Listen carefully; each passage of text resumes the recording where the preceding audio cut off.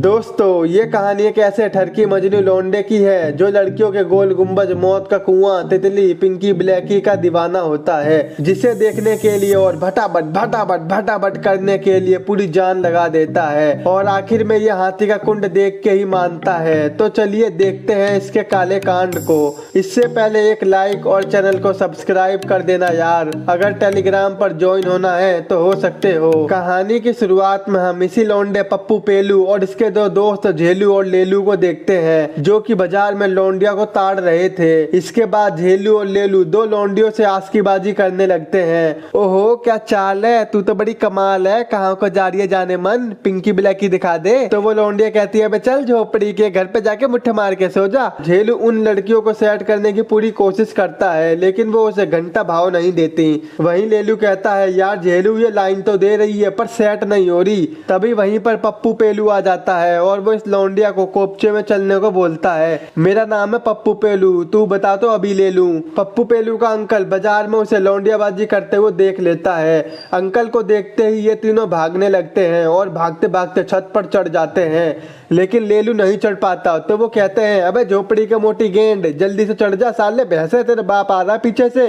इसके बाद पप्पू पेलू वहीं से दूसरी छत के लौंडियों को ताड़ने लगता है और मन ही मन में सोचता है किस हक से कहूं कि तू मेरी है, जहां देखो वहां भैंचो तू झुक झुक के दे रही है। इसके बाद पप्पू पेलू एक बियर की दुकान पर पहुंचता है जहां वो पार्ट टाइम होम डिलीवरी की नौकरी करता था। उसे एक ठर्रा बेचने पर 2 रुपए मिलते थे। अगले दिन पप्पू पेलू दारू की डिलीवरी करने के लिए एक मोची के पास जाता है जिसका नाम है सलीम भाई और ये शहर में होने वाली पार्टियों में भी गाना गाता था। ये दिखने में जितना शरीफ है उतना हरामी है। दरअसल पप्पू पेलू सलीम के पास आकर टाइम पास करता था। थोड़ी देर बाद एक औरत मटक मटक के सलीम के पास अपनी सैंडल लेने आती है जिसे उसने सलीम को कुछ देर पहले पॉलिश करने को दी थी। वो कहती है चमका दी सैंडल। सलीम कहता है एकदम रगड़ रगड़ के चिकनी करके चमकाई है। तो वो कहती है कितने रुपए हुए? तो सलीम कहता है पूरे 2 रुपए। लेकिन ये औरत अपना बटुआ लाना भूल गई थी। तो सलीम कहता है कोई बात नहीं, अंगूर से आम बना दूंगा। लेकिन इस औरत के स्टाइल को देखकर सलीम समझ जाता है ये क्या चाह रही है, अपना मुरब्बा खिलाने को, पर मैं तो ले जाऊंगा इसको बजाने को। और अब सलीम समझ जाता है कि ये मुझे पेमेंट किसी और तरीके से देगी। सलीम भी बिना देरी किए अंदर चला जाता है और भटाभट करने लग जाता है। बाहर बैठा पप्पू पेलू ऊ आ बस बस छोड़ दो यार, छोड़ दे, लग रही है छोड़ दे ऊ आ की आवाजें सुनकर मजे ले रहा था। रात को जब पप्पू पेलू अपने घर पहुंचता है तो उसके बापू उसे दबा दबा के संटियों से मारता है क्योंकि इस अंकल ने पप्पू पेलू की लौंडियाबाजी के बारे में बता दिया था। तभी उसकी बुआ भागकर आती है और वो पप्पू पेलू को बचा लेती है। और वहीं पप्पू पेलू की मम्मी उसे बहुत प्यार करती थी। वो अभी भी पप्पू पेलू को दूध पीता बच्चा समझ रही थी, पर इन्हें क्या पता था ये औरतों को दुद्धू देखते फिर रहा है। इन्हीं सब के कारण पप्पू पेलू का बाप उसे नाई की दुकान पर झाड़ू मारने का काम दिलवा देता है। लेकिन पप्पू पेलू के दिमाग में तो लौंडियों की पिंकी ब्लैकी के ख्वाब छाए हुए थे।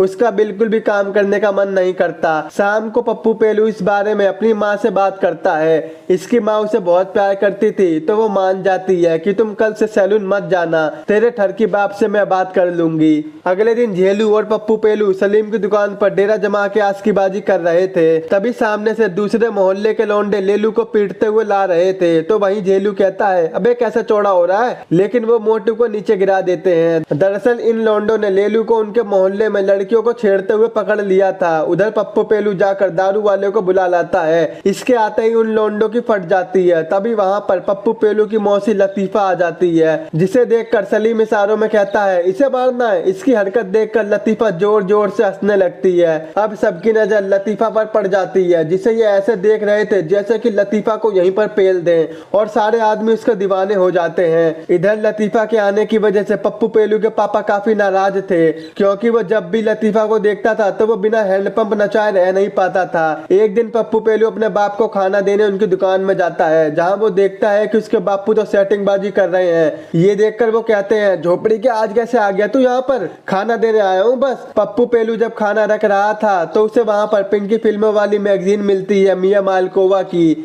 जिसे देखकर वो बावला हो जाता है और उसे अपनी पैंट में छुपाकर भाग जाता है। इसके बाद वो अपने दोस्तों के पास जाता है है और उनको भी मैगजीन दिखाता है, जिसे देखकर सारे पागल हो जाते हैं। अबे यार क्या मस्त पटाखा माल है। उन तीनों में लेलू के पास सबसे ज्यादा ज्ञान था, मतलब ये गुलाबी फिल्में देख चुका था और वो पप्पू पेलू को नई नई चीजों के बारे में बताता है। और अब ये सुनकर पप्पू पेलू को मजा आ जाता है। उसे अब किसी भी हाल में मौत का कुआं देखना है और तभी उसे याद आता है कि वो हर हफ्ते अपनी माँ के साथ पब्लिक बाथरूम में नहाने जाता है, जहाँ पर औरतें नंगी धड़ंगी होकर डोलती फिरती हैं। इसी प्लान को अंजाम देने के लिए वो अगले दिन अपनी माँ के साथ पब्लिक बाथरूम में जाता है, लेकिन इस बार पब्लिक बाथरूम में एक नई औरत थी और वो पप्पू पेलू को अंदर जाने से मना कर देती है, क्योंकि ये झोपड़ी का छोटा नहीं बड़ा हो गया है। पर किसी तरह पप्पू पेलू की माँ उस औरत को पैसे ज्यादा देने का वादा करके मना लेती है, लेकिन पप्पू पेलू जिसके दर्शन करने आया था उसे वो नहीं मिलती। अगले दिन झेलू और लेलू उससे पूछते हैं, और बेटे देख ली मौत की खाई, तोड़ मत दियो चारपाई। तो पप्पू उन्हें बताता है, यार मैंने दुद्दू पुद्दू सब देख लिए पर मौत की खाई नहीं देख पाई।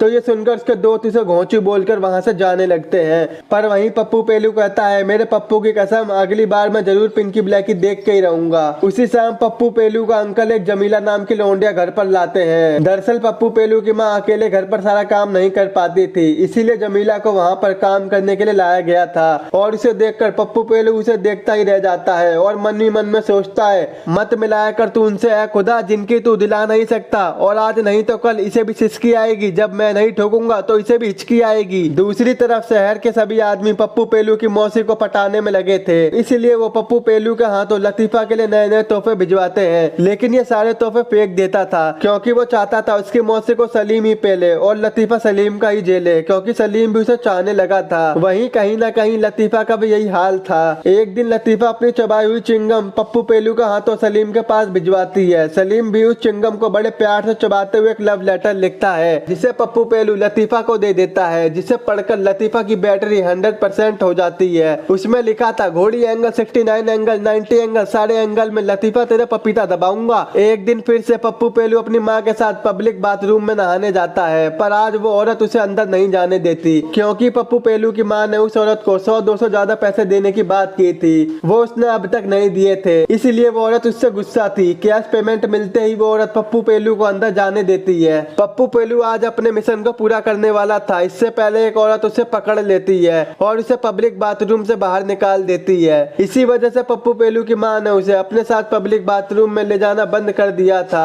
और वो काफी ज्यादा सैड सा हो जाता है। उसकी माँ उसे हर तरफ ढूंढती है, लेकिन उसका कोई अता पता नहीं था। अब हारकर पप्पू पेलू की माँ जमीला को ढूंढने को बोलती है। जमीला पूरे घर की छानबीन करती है और आखिर में वो पप्पू पेलू को ढूंढ लेती है, जो और कहीं नहीं बल्कि जमीला के ही कमरे में मुट्ठ मार के सो रहा था। जमीला उसे नहीं जगाती और चुपचाप गेट बंद करके वहाँ से चली जाती है। रात को जब पप्पू पेलू की नींद खुलती है तो वो सलीम के घर जाता है और वहाँ गेट से देखते ही पप्पू पेलू हैरान हो जाता है, क्योंकि घर के अंदर सलीम और लतीफा एक साथ भटाभट भटाभट भटाभट कर रहे थे। ये देखकर लौंडा खुश हो जाता है और वो उन दोनों में से किसी को भी बिना डिस्टर्ब किए वहाँ से चला जाता है। देर रात घर पर लौटने पर पप्पू पेलू की नजर लतीफा की तरफ जाती है, जो एकदम मस्त होकर सो रही थी। उसे देखकर पप्पू पेलू में भी भावनाएं जाग जाती हैं और वो उससे भटाभट भटाभट करने के लिए पागल हो जाता है। वो जैसे ही काम शुरू करने जाता है तो जमीला करवट बदल लेती है, जिससे पप्पू पेलू डर जाता है और वहाँ से भाग जाता है। अगले दिन पप्पू पेलू अपने घर की छत पर उदास होकर बैठा होता है और वो अपनी फूटी हुई किस्मत को अंदर ही अंदर कोस रहा था। उसने मौत की खाई को देखने की कितनी कोशिश की पर उसके हाथ कुछ नहीं लगा, इसीलिए वो उदास होकर बैठा हुआ था। एक दिन पप्पू पेलू की माँ पब्लिक बाथरूम में जा रही थी, तभी पप्पू पेलू भी अपनी माँ के साथ चलने की जिद करता है, पर उसकी माँ उसे अपने साथ ले जाने से साफ मना कर देती है। वो पप्पू पेलू से कहती है, तुम्हें पब्लिक बाथरूम में नहाने की कोई जरूरत नहीं है, जमीला तुम्हें घर पर ही नहला देगी।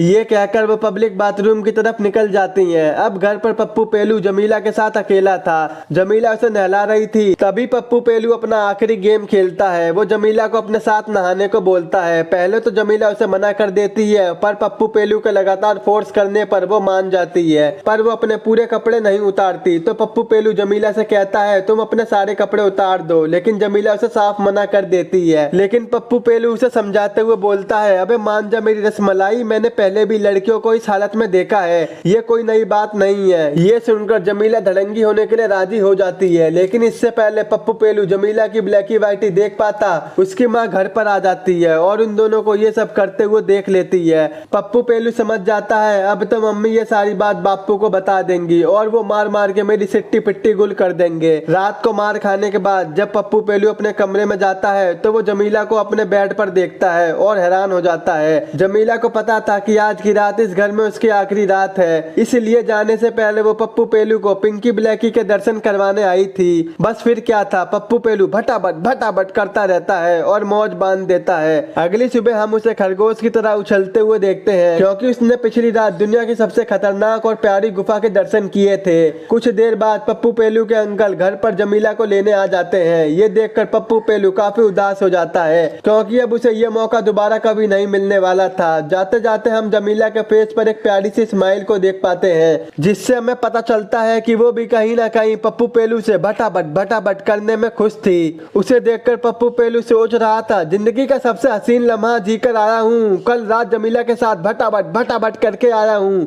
और यहीं पर इस मूवी का एंड हो जाता है। दोस्तों, इस मूवी का नाम हाल्फोनियन बॉय ऑफ द टेरिस है, जो कि साल 1990 में रिलीज हुई थी। अगर आपको हमारे टेलीग्राम के चैनल पर ज्वाइन होना है तो लिंक आपको नीचे डिस्क्रिप्शन बॉक्स में मिल जाएगा। आई होप अगर आपको मेरा एक्सप्लेन पसंद आया हो तो आज ही मेरे चैनल को सब्सक्राइब, वीडियो को लाइक और शेयर जरूर कर देना। तो मिलते हैं आपसे ऐसी नेक्स्ट वीडियो में।